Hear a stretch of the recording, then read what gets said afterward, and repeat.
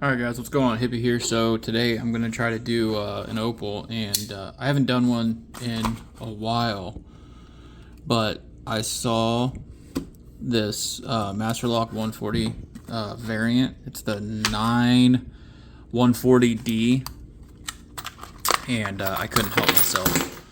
So toss that in the trash, get my vise because I'm spoiled. I don't like picking in hand very much anymore, which is ridiculous. I probably should. I should probably do that way more often than what I do.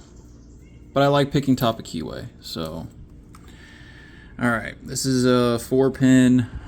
I think the other 140 has spools in it, so that just means that this one should also have spools.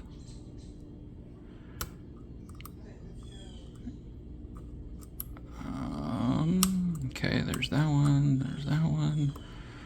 Click there.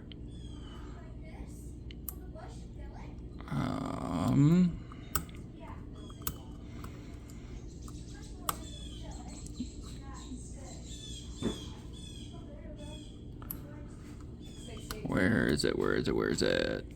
Come on now. There it is. Alright. That's the Master Lock 140D aluminum body variant. So, picked and open. Thanks, guys. Catch you later.